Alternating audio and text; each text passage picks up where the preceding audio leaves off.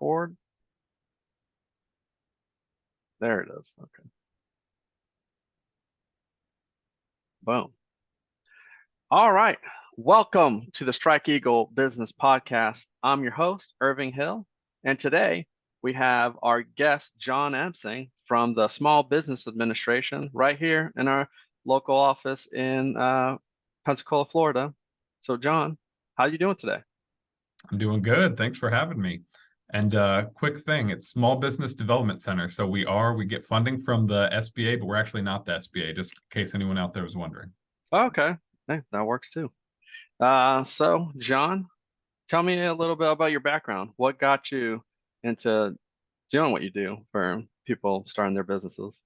Yeah, absolutely. So real quick background, SBDC, which is the organization I work for, is a nonprofit. It's an acronym that stands for Small Business Development Center.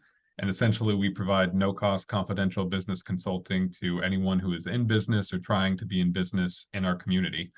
We're part of a nationwide network, America's SBDC. So no matter what state you're in or no matter what region of Florida you're in, you are actually covered by an SBDC who has consultants who are there to help you. So our region over here at the SBDC at UWF pretty much covers from Pensacola, which is where my main office is based out of, all the way over to Panama City. So we have main offices over in Pensacola, Fort Walton, Panama City, and then outreach locations like the Crestview Chamber of Commerce, where we met.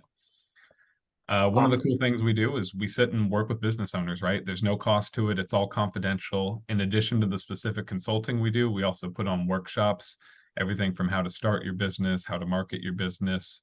You know, we might bring in guest speakers to talk about specific accounting practices, bookkeeping, HR, really anything that's relevant to the business community and we think people want or we hear people want, we'll try and bring in as well. So I'm fortunate enough to be assistant director over here out of Pensacola, and I get to do a lot of client work. I've been here now for 4 years, right around. And then prior to that, I actually was a manager over at Third Planet Brewing over in Niceville, Florida. So that's my hometown. I was very fortunate to get to be a part of that. And I got to kind of see, of course, the small business angle from there. So that was a really good time. Yeah, and Third Planet is a hub of our community. It's an awesome place.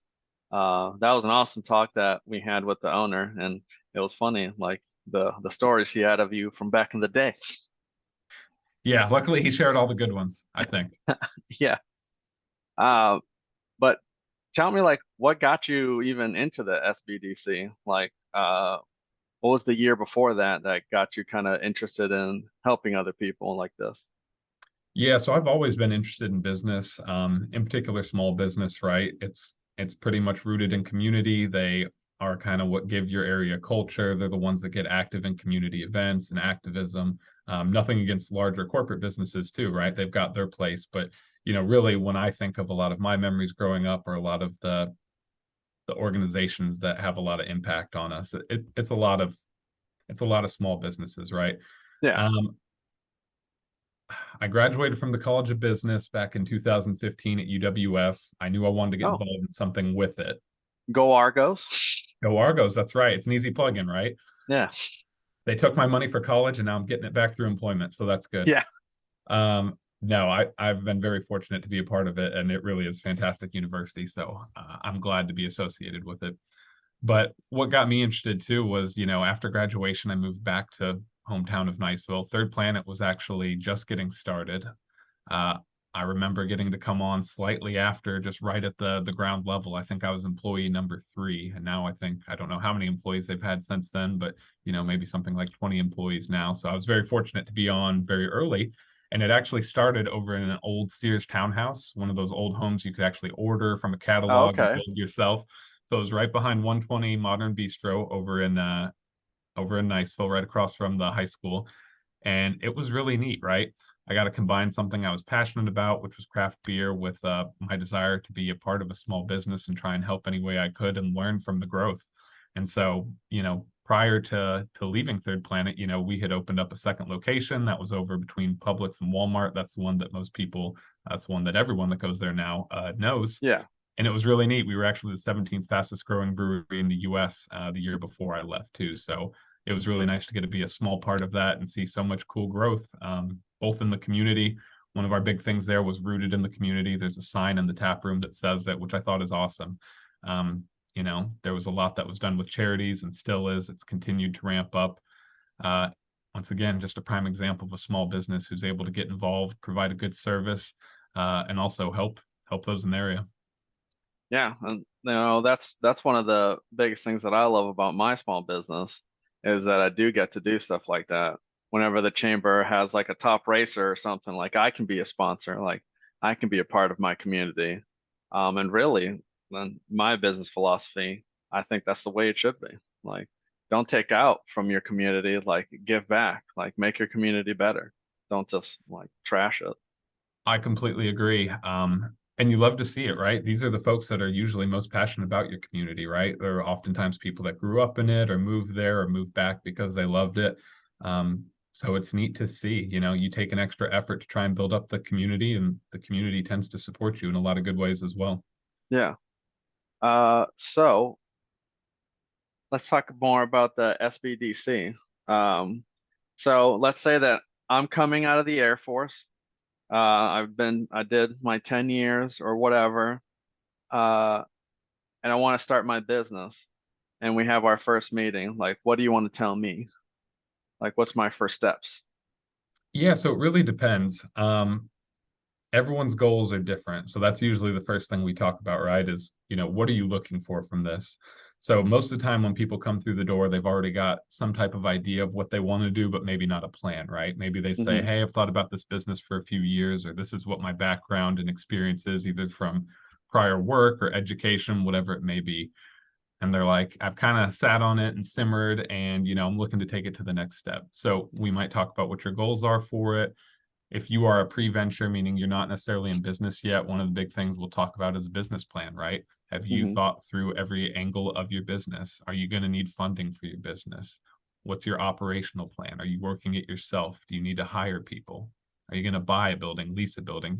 These aren't necessarily things we'll specifically talk about in the meeting, but we'll allude to them because these are all things you're going to need in your overall plan that's going to help you identify, is this feasible, and what's it going to cost me to get started? And that's Yeah. usually one of the first steps. Okay.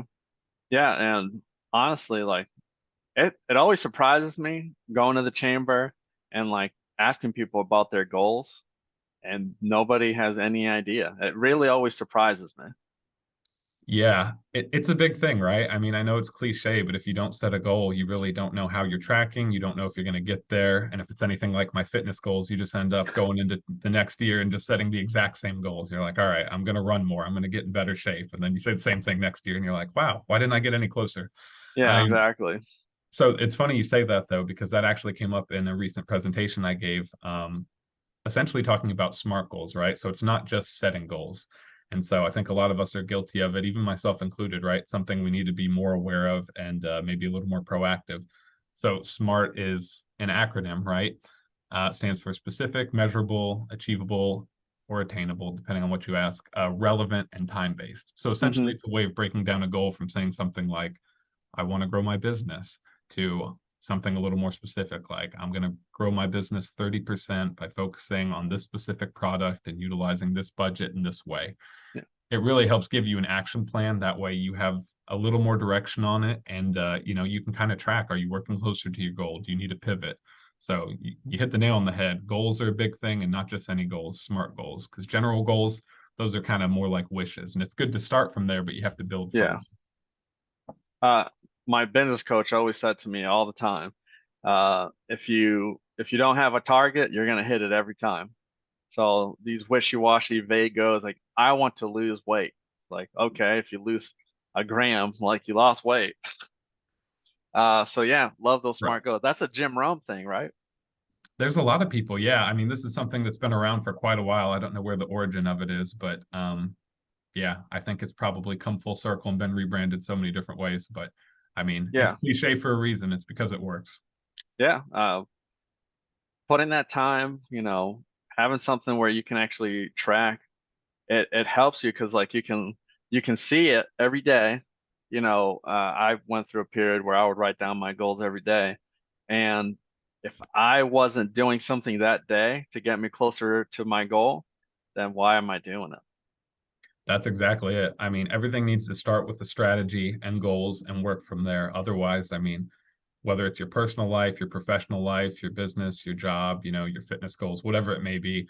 If you're not working backwards, chances like working down, I mean, top to bottom Yeah, from strategy and goals down, chances are, you might be wasting your resources, whether that's time or money or opportunity costs, just, in doing something else. You want to make sure everything you're doing has a reason for it, and that reason is attached to the plan. And if it's of not, you course. probably need to either cut it out or revisit your plan to incorporate it. Of course. Yeah, and that's one of the things that I help people with is coming up with a marketing plan. And most times people they don't know their revenue, they don't know their profit. Um, I know a lot of times they'll hand it off to a bookkeeper or something like that, but to me that just sounds dangerous. Like not keeping track of your numbers, how your salespeople are doing. Uh, there's a lot of numbers being in business, which if you're not good with numbers, I would suggest taking an accounting course over at UWF. Good plug. I like it. I mean, you bring up a good point. It ideally, you're well-rounded and have an understanding of everything in your business, but also realistically, that's not necessarily everyone, right? There's folks that need help with bookkeeping and bookkeeping and accounting. There's folks that need help with marketing.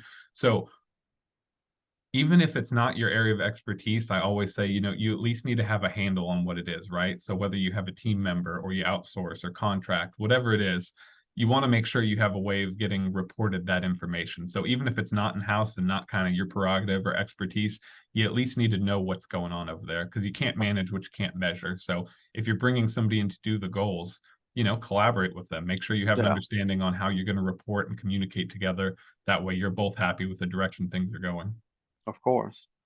Now, what would you tell your 18-year-old self Pick a about major sooner. pick a major sooner? Yeah, Yeah, spent a lot of time bouncing around college classes trying to determine exactly what I was going to end up being.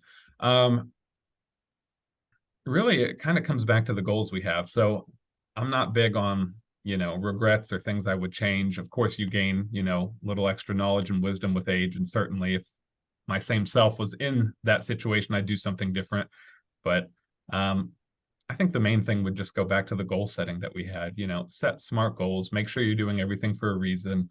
I'm happy with how everything played out. Of course, it's always a journey and there's, of good, bad, and course. ugly along the way. But, overall, I would just say, continue to set goals. And the sooner you realize that, the sooner you'll be more productive and accomplish more. Yeah.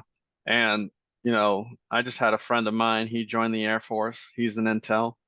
And one of the first things I told him, before boot camp is, think of your time, think of your time in as a stepping stone, but really think about like what you're going to do after. And while you're in, like try and just project yourself into the future and try and figure that out. So those SMART goals, it really plays into that because even if you do 30 years in the military and you became a chief and you did all this stuff, like there will come a day where you're going to wear that uniform for the last time.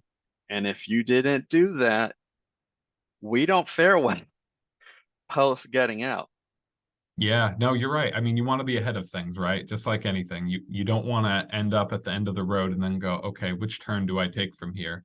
Um, Exactly. and sometimes there's hard dates, right? Like where you might know your retirement's coming up, and other times there's things like that are softer or less obvious. So, a big thing is just being proactive versus reactive. Sometimes we get busy or life doesn't really allow us to get ahead of things, but anytime you have the ability to, like you say, it helps to have that plan. To tie it back to business, I mean, one portion of a business plan is your exit plan. So even as you are creating the conception often of your business, what is your plan for the business? Is this something you're going to build up and leave to family? Is this something you're building up with the intention of selling in 5 years? And things change along the way, but you want to have that plan that you build off of, and then you can pivot and adjust as things change. But you do want to think of it ahead of time. Of course. And there's a lot of not a future thinking, not just about goals, but really also like thinking about your life and being introspective and just visualizing what you want for your life instead of just being reactionary. Stuff happens to you and you react, and you're not really. It's like okay, it's like that's where I want to be. I don't. there's a path there, and I don't know what that is, but I'm just gonna try and figure it out as opposed to like sitting down. It's like, okay, I want to make a plan. I'm gonna try and figure it out, and my dog is gonna just barge in here and be crazy, just like this. Yeah, this stuff happens. Anyways, um, where starting a business, there is a lot of that. It's like we have there is time where we have to be reactionary, but we do have to sit down, be calm and also be proactive and like trying to guide the ship to where we want to go. And that's why I love guys like you, because sometimes it's really hard because you're so in it. You're the one putting out the fires. You're the one that's got to deal with Susan, an accountant who has some beef with Dave over in sales for whatever reason, and like you got to deal with it. So having guys like you that are outside of the organization, a third party, to really get a 30,000 foot view of the business and what's going on is like it's really valuable. And you're free. You don't cost me any money. I love that. Big selling point, right? It's not too Yeah. bad. Yeah, that is one of the things we like, right? We can be a third party, unbiased. We have a team that's very passionate about building up the business community, but at the end of the day, we're not selling you anything. We don't make any more or less depending on what you do. We just want to help you grow for that overall economic growth, both for yourself and for our community. But you're spot on with taking deliberate action, right? And it is so easy to get caught up in your business. We talk about it all the time. Sometimes business owners, you get so caught up working in your business versus on your business. And especially a lot of times, if you are pivotal to whatever that operational role is, it's hard to pull your head above water. One of the nice Yeah. things about meeting with, I feel like, an SBDC consultant or a mentor, whoever it is that may be in your life that you're working with on it, is sometimes they may not even say anything that you don't already know, but it's a moment, like you say, to pull your head kind of above water, get that bird's eye view and kind of realign and go, okay, what were my goals that I started with before I got pulled into that fire that I put out last week or this? Because otherwise time flies. So I think it's just a good realignment. And it's a good opportunity to say, hey, I know everything always seems mission critical that day, and sometimes it is. But at the end of the day, you've got to be able to pull out and do some of that strategic thinking. Otherwise, you're going whichever way the wind blows, and you'll look at your business in a year and go, huh, how did I get here? Yeah. And that's not a place we want to be. No, ideally not. No. Especially like in your business, you could ruin your life that way potentially, if you're not careful. And we don't want that. We want you to succeed. We want you to have the life that you dreamed of. Um, but that takes planning, and that takes action. It Um, does. and us military folks, we love action. We're good at action. And the place that where we're lacking, I feel it is that planning, those goals. Because when we're in the military, we wake up, we get told what to do, but when we leave, that's gone. We don't have that structure. And Uh, and it's certainly not a unique thing, right? I mean, so many of us do.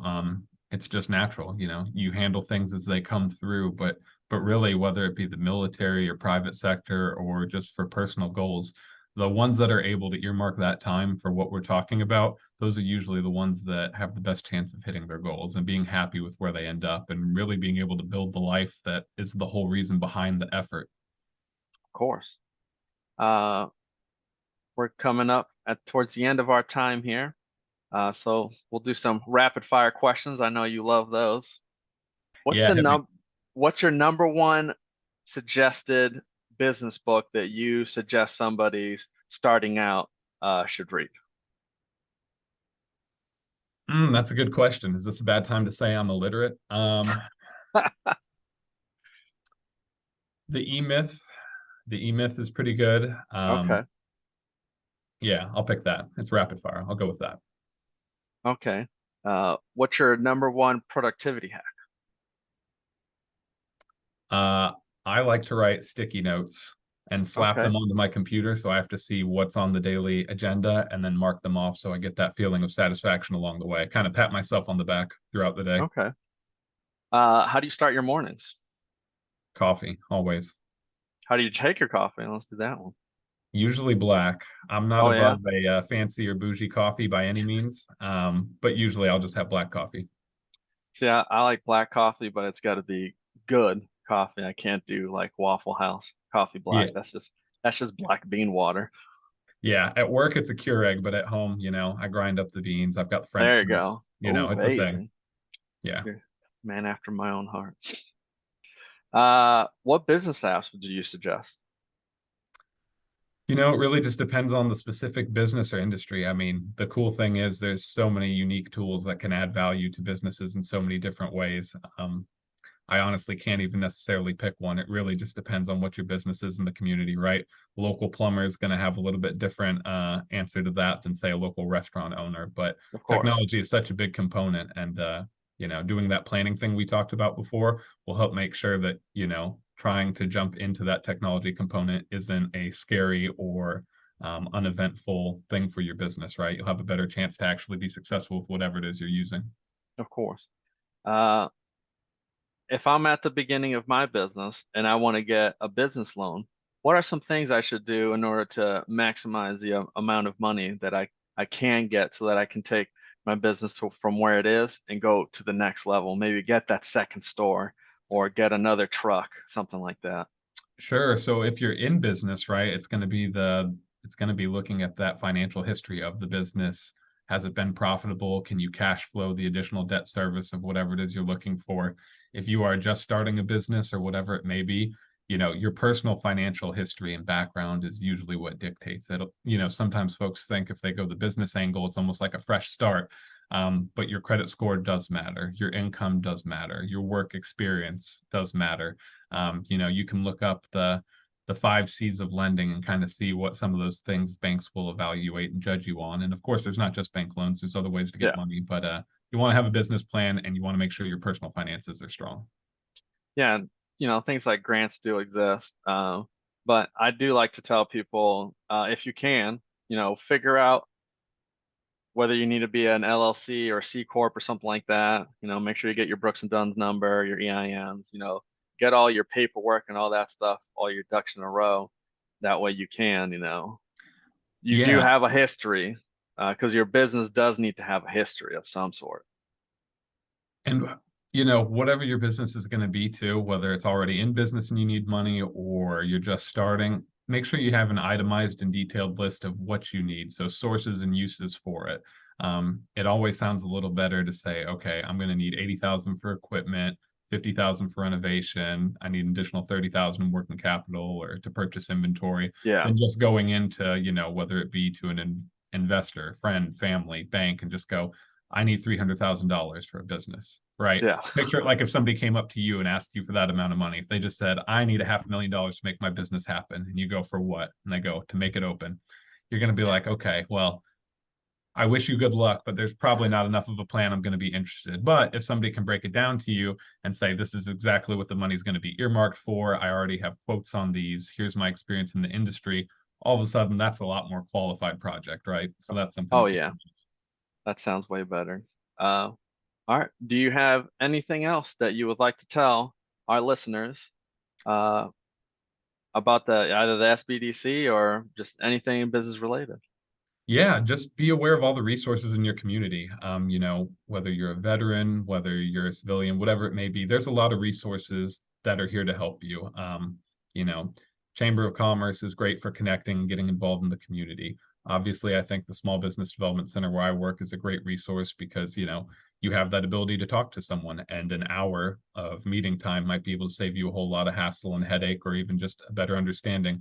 But there's so many things. We're certainly not the only ones. So just be aware of the resources in the community. And my one piece of advice is always be proactive versus reactive. We touched on it earlier, but Yeah.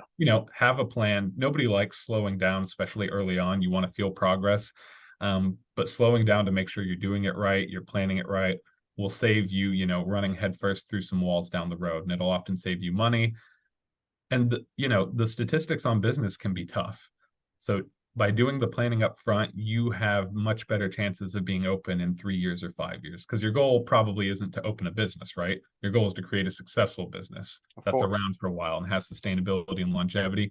Slowing down to plan properly is the best way to do that. Yeah. One of the things that I like to do, I learned it from the military in strategic planning. It's called 2/3, 1/3. Uh, let's say that I'm gonna go, I need to take out Osama bin Laden, right?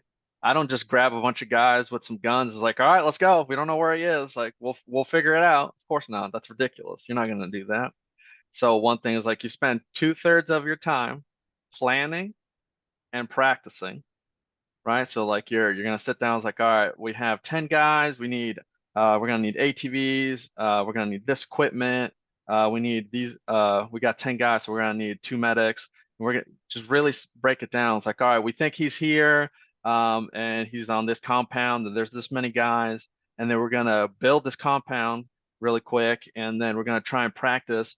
And then that way, when we're out, we're doing the mission, all the parts are moving by themselves, and you don't have to worry about it because Yeah, just because I'm the business owner, when I'm not there, I shouldn't have to worry about that the place is burning down. Like my, I have to trust in my employees that they actually know what they're doing. And that comes with, you know, being good during the planning phase, during onboarding and training these guys. That's really, right. really important. Uh, Logistics matter, operational plans matter. I would take a business that had an average product but a great operational plan over someone that had a great product, um, and a not well thought out operational plan, right? It's great to have a good exactly. product. Ideally, you get both. But if you ask me which one of those two examples would be more likely to succeed, it's the person with a good operational plan. 100%. All right, John, thank you so much for joining me. Everybody, thank you so much for listening to the Strike Eagle podcast. I really appreciate it. Make sure you share it to all your friends and have a great day. Thank you so much. Thank you.